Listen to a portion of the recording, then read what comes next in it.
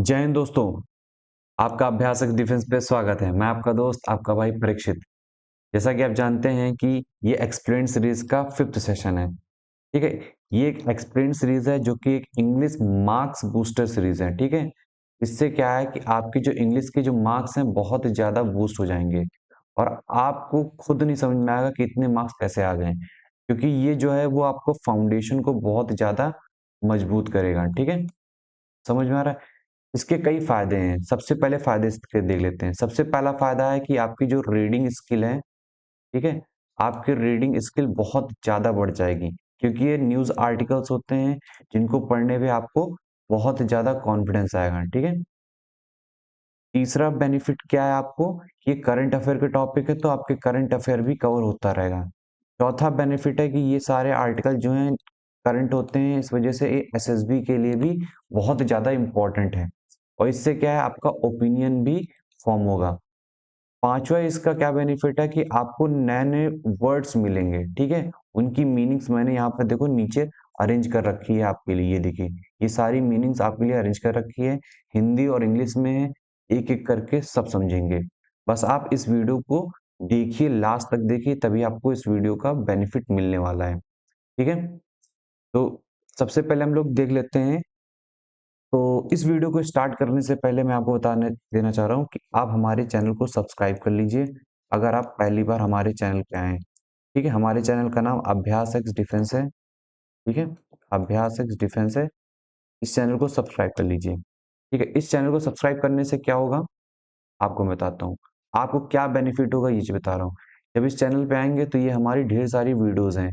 यहाँ पर हम सीडीएस सीएपीएफ और क्या नाम है एनडीए एंड एफकैट को कवर कर रहे हैं।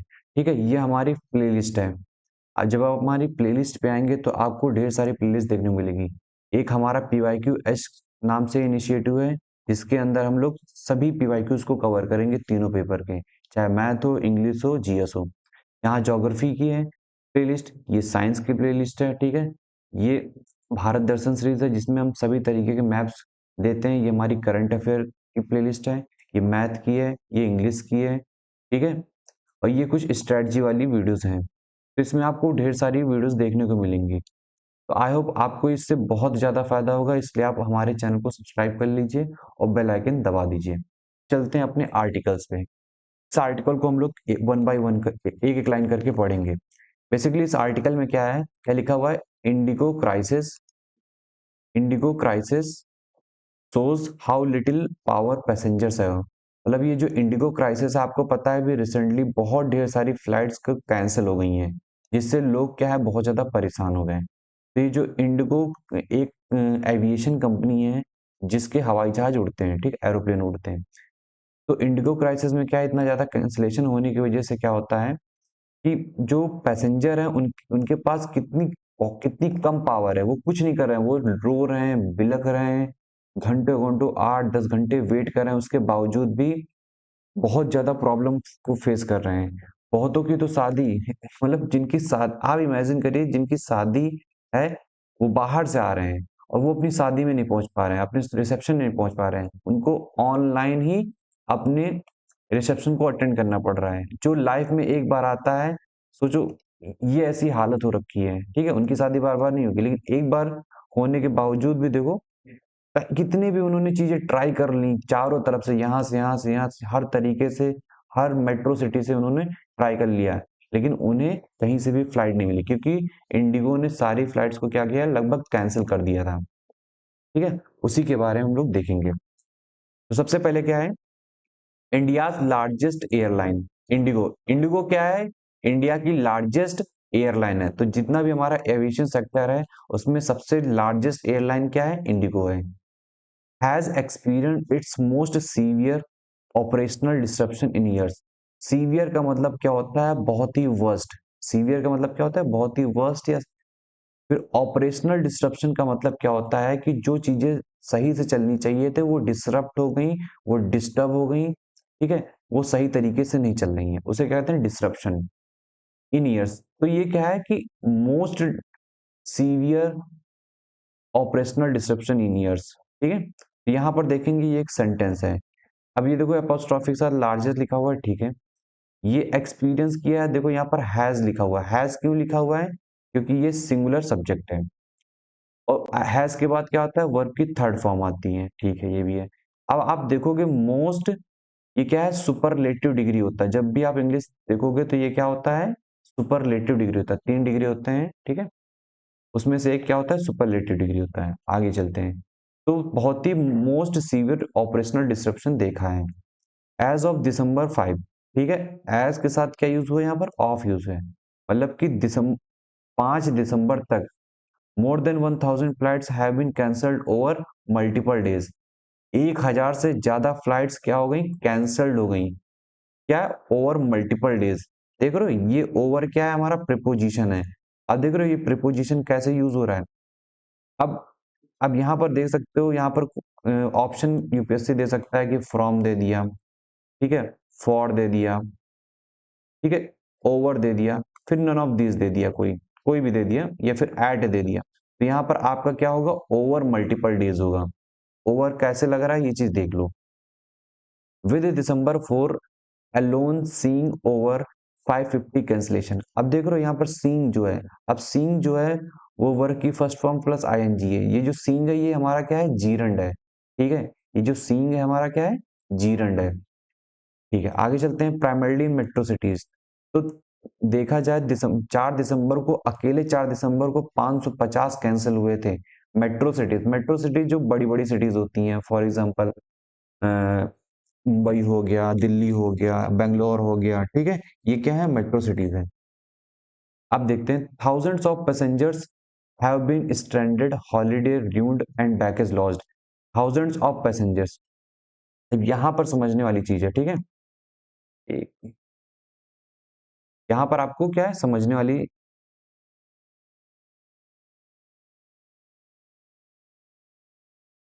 थाउजेंड्स ऑफ पैसेंजर का मतलब देख रहे हो, थाउजेंड्स ऑफ पैसेंजर, ऑफ लगते ही दोनों तरफ ये भी क्या हो गया? प्लूरल फॉर्म में हो गया, ये भी प्लूरल फॉर्म में हो गया, ठीक है। तो थाउजेंड्स ऑफ पैसेंजर, इसके साथ क्या लगता है? प्लूरल फॉर्म लगता है, इसलिए यहाँ पर हैव का यूज किया गया है। तो thousands of passengers have been stranded. Stranded का मतलब क्या होता है? फंस चुके थे। हॉलीडेज रियून्ड हो चुके थे। रियून्ड का मतलब बर्बाद हो चुके थे हॉलीडेज, और उनके जो बैकेज थे वो लॉस्ट हो गए थे, खो गए थे। ये सब क्या है? थर्ड फॉर्म है। अंडरस्टैंडेबली, अंडरस्टैंडेबली, ठीक है, टेम्पर्स आर फ्लेयरिंग। अंडरस्टैंडेबली देख रहे हो, मतलब ये चीज समझने वाली चीज है कि टेम्पर्स आर फ्लेयरिंग। टेम्पर का मतलब क्या होता है? कि किसी चीज को डैमेज करना, ठीक है, इंटरफेयर करके किसी चीज को डैमेज करना। तो इंडिगो ने जो डिसरप्शन किए हैं, कैंसिल किए हैं इतने ज्यादा, वो जानबूझ के किए हैं, ठीक है। और फ्लेयरिंग का मतलब होता है बर्न करना, लेकिन यहाँ बर्न करने का मतलब भी ये नहीं है। यहाँ पर अचानक इतने ज्यादा कैंसिल कैंसिल कर दिए हैं, देख रहे हो 550 कैंसिलेशन कर दिए हैं, जिनकी वजह से क्या हो रहा है? तो अचानक इतना बड़ा हो जाना, उसे क्या कहेंगे? फ्लेयरिंग कहेंगे। फ्लेयरिंग का मतलब होता है अचानक कोई चीज जलने लगना, ठीक है। तो ये टेम्पर क्या होता है? जानबूझ के किया गया था। The outrage is justified. Outrage का मतलब होता है गुस्सा। तो लोगों का जो गुस्सा था वो जस्टिफाइड है, कि भाई अचानक इतने तुमने कर दिए, कोई न्यूज नहीं, कोई नोटिफिकेशन नहीं निकाली, कोई कॉन्फ्रेंस नहीं की, ठीक है, तो तुरंत ऐसा कर दिया, तो जाहिर सी बात है लोगों को गुस्सा होगा। आपने शॉर्ट्स में दे रखा होगा। However, given the airlines market position, it accounts for more than 60% of domestic traffic. क्या बोला जा रहा है? कि एयरलाइन के मार्केट पोजीशन को देखते हुए देखें तो इट अकाउंट्स फॉर ध्यान रखना है।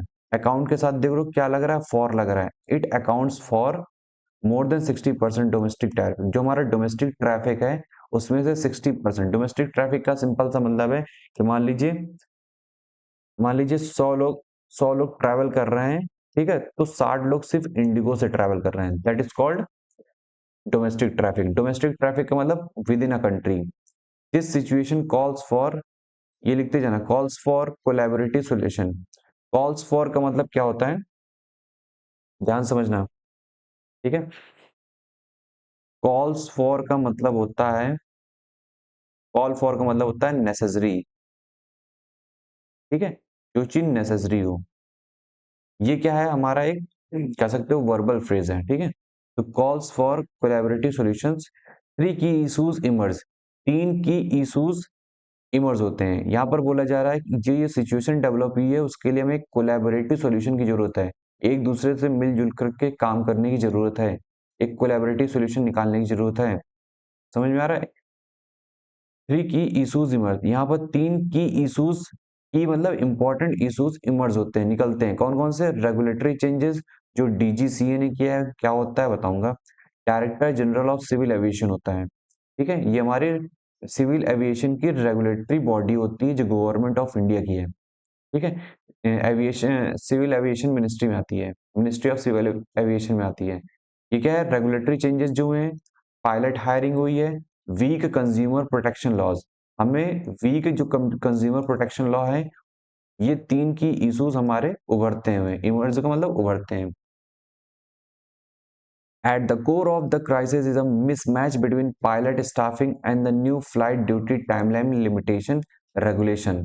क्या बोला जा रहा है? इस क्राइसिस के जो कोर में है वो क्या है? Pilot staffing. पायलट स्टाफिंग का मतलब होता है पायलट को उड़ाएगा, ठीक है, रेस्ट करेगा, तो ये क्या आता है? पायलट को जो चेंज करते हैं that is called pilot staffing. फिर जो नया हमारा जो रेगुलेशन निकाला है डीजीसीए ने, जो director general of civil aviation है, इसने एक रेगुलेशन निकाला जिसका नाम क्या है? Flight duty time limitation regulation. ये कब आया था? That came into full effect on November 1। ठीक है, नवंबर 1 बीत चुका है, इसलिए यहाँ पर क्या है? पास्ट इंडेफिनिट का यूज किया गया है, वर्ब की second form. The revised rules, the designed the revised rule designed to enhance safety by combating pilot fatigue mandate 48 consecutive hours of weekly rest and tighter duty hours and limit night landings to 2 per duty period। इतना बड़ा sentence है, ठीक है, बहुत लोग इतने बड़े sentence को देख के डर जाएंगे, डरना नहीं है, ठीक है। अब यहाँ पर क्या बोला जा रहा है? रिवाइज्ड रूल्स, प्लूरल है सेंटेंस, ध्यान देना। यहाँ पर क्या है? रिवाइज्ड रूल्स क्या है? हमारा प्लूरल सेंटेंस है, ठीक है, सॉरी प्लूरल सब्जेक्ट है। प्लूरल सब्जेक्ट के साथ क्या लगता है हमारा? ठीक है, बस वर्ब की फर्स्ट फॉर्म लगेगी, एस और ईएस नहीं लगेगा, इसलिए यहाँ पर क्या लिखा हुआ है? मैंडेट लिखा हुआ है। मैंडेट का मतलब होता है किसी चीज को अनिवार्य करना, जरूरी करना। तो जो रिवाइज्ड रूल हैं जो डिजाइन थे to enhance the safety, safety को इनहेंस करने के लिए, कैसे इनहेंस करेंगे? पायलट की फटीग को कॉम्बैट करने के लिए, कॉम्बैट मतलब चैलेंज करके, पायलट की जो फटीग हो रही है, फटीग मतलब थकान जो हो रही है, एक्सट्रीम थकान हो रही है, टायर्डनेस हो रही है, उसको कम करके हम पायलट की फटीग को कॉम्बैट करेंगे। ये रिवाइज्ड रूल का इंटेंशन था, पर्पस था। इसने क्या किया कि भाई 48 consecutive hours of weekly rest दिया और टाइटर ड्यूटी आवर्स किया, एंड लिमिट किया नाइट लैंडिंग्स को, जो नाइट लैंडिंग्स हैं, ठीक है, जो नाइट लैंडिंग्स है उनको लिमिट कर दिया कि भाई एक पायलट जो है नाइट में सिर्फ 2 ही लैंडिंग कर सकता है, ठीक है, 2 per duty period, ठीक है। While universally welcomed for their intent, ठीक है, इनको यूनिवर्सली क्या किया गया था? वेलकम किया गया था। ये जो रूल्स आए थे जिसको डीजीसीए ने निकाला है, इन रूल्स को यूनिवर्सली तरीके से वेलकम किया गया था। ये तो बहुत अच्छी बात है कि पायलट की फटीग को कम करने के लिए ये रूल्स हैं, ठीक है। तो इनका जो इंटेंट था, इनका जो इंटेंशन था, इनका जो पर्पस था, इनका जो एम था, वो वेलकम किया गया था। अब ध्यान दो, यहाँ पर जो यूनिवर्सली है बताऊंगा क्या है, ठीक है। The implementation timeline has airline sort of the required pilot numbers, ठीक है। यहाँ बोला जा रहा है कि जो इम्प्लीमेंटेशन टाइमलाइन है उसमें क्या है कि जो एयरलाइंस हैं वो sort of the required pilot numbers है, मतलब इनके पास पायलट के नंबर्स की शॉर्टेज हो रही है, ठीक है। इन्होंने बोला ये रूल्स लाए, इसका मतलब क्या है कि हमें ज्यादा से ज्यादा पायलट की जरूरत होगी, लेकिन दिक्कत आ रही है कि इनके पास पायलट की शॉर्टेज है, तो वही बोला जा रहा है कि short of the required pilot numbers, ठीक है, पायलट नंबर की शॉर्टेज है। अब ध्यान से सुनो, ये जो यूनिवर्सली है, ये हमारा यूनिवर्सली क्या है? ये हमारा यूनिवर्सली एडवर्ब है। ये क्या है? क्योंकि क्यों एडवर्ब है? क्योंकि मैंने आपको बता रखा है ऑलरेडी कि जब भी किसी कह सकते हो किसी नॉर्मल जो नाउन है, फिर कह सकते हो जो नॉर्मल वर्ड है, लास्ट में अगर एल वाई लगा है, ठीक है, लास्ट में अगर एल वाई लगा है तो वो किस में कन्वर्ट हो जाएगा? हमारा एडवर्ब में। अब चलते हैं आगे। Each short fall does not merely ground one flight, It triggers a chain reaction across the 5 to 6 sectors. An aircraft typically flies daily, amplifying disruption across the interconnected network. इतना बड़ा क्या है सेंटेंस है।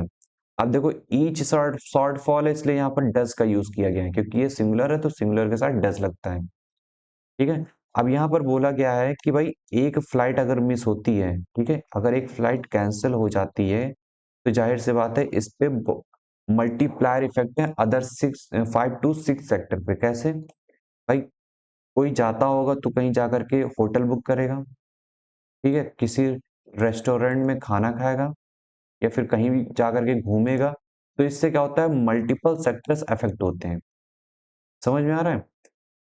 तो यही बोला जा रहा है कि अगर एक फ्लाइट कैंसिल होती है तो जिस इससे जो इंटरकनेक्टेड नेटवर्क है, इंटरकनेक्टेड कह सकते हो जो भी एरियाज हैं वो अफेक्ट होते हैं। ठीक है, compounding factors include the ongoing winter schedule, adverse weather adverse weather, airport capacity and the time required to onboard new pilots।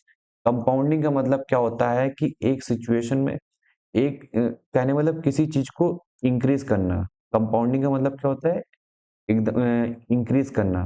Compound compound का ये भी यहाँ मतलब है कि कंपाउंडिंग फैक्टर्स क्या है कि जो सिचुएशन है उसको और ज्यादा बढ़ा रहा है, वर्स कर रहा है। तो यहाँ पर क्या है, अब विंटर शेड्यूल की वजह से क्या हो रहा है कि इतना हेक्टिक शेड्यूल हो रहा है कि विंटर में आपको पता है कि एडवर्स वेदर सिचुएशन होती है जिसकी वजह से विंटर शेड्यूल को बहुत ही कह सकते हो मिनिमाइज करने की कोशिश की जाती है क्योंकि इसमें वेदर कंडीशन बहुत ही वर्स्ट हो जाती है। दूसरा क्या है, एयरपोर्ट की कैपेसिटी भी लिमिटेड है, इतनी भी कैपेसिटी नहीं है क्योंकि आपको पता है कि कोहरे के टाइम पे जब फॉग होता है तो एयरपोर्ट की कैपेसिटी को डिक्रीज किया जाता है क्योंकि इतनी ज्यादा फ्लाइट्स नहीं उड़ती हैं।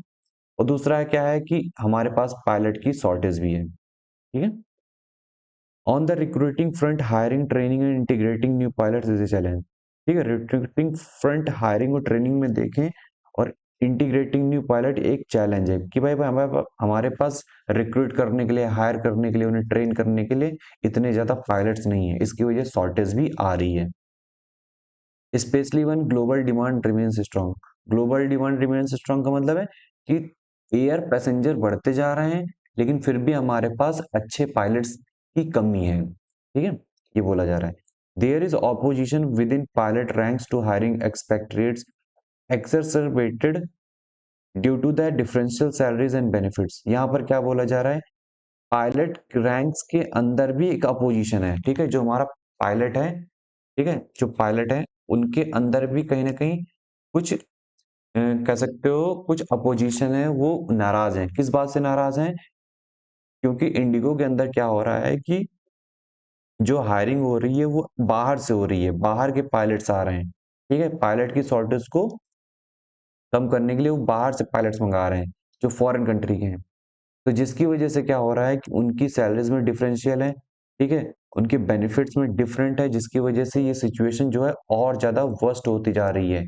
भाई किसी पायलट को ज्यादा सैलरी दोगे, किसी को कम दोगे, तो ये प्रॉब्लम का कह सकते हो ये एक बड़ा इशू है पायलट के पॉइंट ऑफ व्यू से। क्लियर है? So airlines have to walk a tight rope. तो एयरलाइंस को क्या है, बहुत ही कह सकते हो ऐसी सिचुएशन से निकलना है, बहुत बैलेंस आउट करके निकलना है। ठीक है, बैलेंस आउट करके चीजें निकलना है। ठीक है, दोनों तरफ बैलेंस बनाना है। मतलब ज्यादा से ज्यादा क्या है, फ्लाइट्स भी उड़ानी है ताकि पैसेंजर को दिक्कत ना हो, और हमें क्या है पायलट की मेंटल हेल्थ को भी ध्यान में रखना है, और पायलट की जो शॉर्टेज हो रही है उसको भी फुलफिल करना है, इसीलिए बोला जा रहा है tight rope. Finally, what has been lost in the most commentary is the consumer. ठीक है, सबसे इन सब चीजों में कोई खो गया है ना, मोस्ट कमेंट्री में देखा जाए इन सब चीजों में जो कोई खो गया है वो क्या है, कंज्यूमर। सब पायलट की बात कर रहे हैं, चैलेंज यहाँ पर सबसे ज्यादा प्रॉब्लम किसी को हो रही है तो वो है क्या, पैसेंजर। ठीक है, सबसे ज्यादा उसी को प्रॉब्लम हो रही है, घंटों घंटों लाइन में लगे रहे हैं लेकिन कोई फायदा नहीं हो रहा है। For air travellers in India there are minimal passenger rights, near zero accountability and few avenues for recourse. ठीक है, एयर पैसेंजर के लिए तो बिल्कुल ही अपने यहाँ क्या है, राइट्स नहीं है, बहुत ही कम राइट्स हैं। और जो हमारी एविएशन इंडस्ट्री में जो भी एयरलाइंस होती हैं उनकी तरफ से जीरो अकाउंटेबिलिटी है। अगर ये फ्लाइट कैंसिल कर रहे हैं तो उसका रीजन भी प्रॉपर तरीके से नहीं बता रहे हैं। ठीक है, फ्यू एवेन्यूज फॉर रिकोर्स, और रिकोर्स का मतलब है उनकी शिकायतों को भी क्या है, एड्रेस नहीं किया जा रहा है। बहुत ही कम एवेन्यूज हैं, ना के बराबर हैं उनकी कंप्लेन को सुनने वाले एवेन्यूज। मतलब जैसे हम लोग कहीं शिकायत कर देते हैं तो इजिली शिकायत कर देते हैं, तो एयर पैसेंजर की शिकायत को सुनने वाले लोग नहीं है, इतनी ज्यादा बॉडीज नहीं बनी है। In the current instance for aggrieved passenger, aggrieved का मतलब होता है जो परेशान पैसेंजर है, ठीक है, जो पीड़ित पैसेंजर है। The only law prevailing in India is the consumer protection act. ठीक है, एग्रीवीड जो पैसेंजर हैं, जो पीड़ित पैसेंजर हैं, ठीक है, उनके लिए सिर्फ एक इकलौता क्या है, हमारे पास लॉ है जिसका नाम है consumer protection act 2019, which only deals with the deficiencies in services general. जो जनरल सर्विसेज में जो डेफिशिएंसीज आती हैं सिर्फ उन्हीं की कंप्लेन सुनता है, ठीक है, उन्हीं के बारे में वो ट्रीट करता है, उन्हीं से डील करता है। It does not it does not have any dedicated provision on the protection of air passenger. ठीक है, कोई डेडिकेटेड प्रोविजन नहीं है कंज्यूमर प्रोटेक्शन एक्ट में। इस सीपीए में कोई डेडिकेटेड प्रोविजन नहीं है कि भाई एयर पैसेंजर को इस तरीके से ट्रीट किया जाएगा, इनके पास ये राइट है, ये कर सकते हैं, ये सारी चीजें नहीं लिखी हैं हमारे कंज्यूमर प्रोटेक्शन एक्ट में। In February 2019 the ministry of civil aviation published a passenger, देख रहे हो, इन February 2019 पास्ट है, इसलिए यहाँ पर देखो पास्ट का यूज किया गया है, published. Ministry of civil aviation published a passenger charter dealing with air passengers rights. अब यहाँ पर ध्यान दो, यहाँ पर डीलिंग है, डीलिंग से एक चीज जोड़ दिया गया है, dealing with air passenger right. तो डीलिंग के साथ क्या यूज कर रहे हैं, विद का यूज किया जा रहा है, और यहाँ पर डीलिंग क्या है, जीरंड है। ठीक है, अब चलते हैं, its implementation has been found wanting. ठीक है, इसका इम्प्लीमेंटेशन होना चाहिए, जो ये charter ministry of civil aviation निकाला है, इसका इम्प्लीमेंटेशन ग्राउंड लेवल पे होना चाहिए, तभी पैसेंजर के लिए कुछ कर सकते हैं। ठीक है, this incident perhaps this incident perhaps fuel the demand for a dedicated air passenger protection law. ठीक है, दिस इंसिडेंट विल परहैप्स, ठीक है, तो ये जो इंसिडेंट हुआ है इंडिगो क्राइसिस का, ये जो इंसिडेंट है शायद क्या है, dedicated air passenger protection law की डिमांड को क्या करेगा, फ्यूल करेगा, बढ़ाएगा। इसका मतलब क्या है कि भाई फ्यूचर में एयर पैसेंजर प्रोटेक्शन लॉ देखा जा सकता है उनकी प्रोटेक्शन के लिए। ठीक है, एक dedicated air passenger protection law की हमें क्या है, जरूरत है। समझ में आ रहा है। फिर on December 5 Indigo took the unprecedented step of suspending all domestic departures from Delhi. Departure का मतलब होता है छोड़ना, लीव करना। एक होता है अनप्रेसिडेंटेड, यहां पर आप देख रहे होगा क्या, अनप्रेसिडेंटेड लिखा हुआ।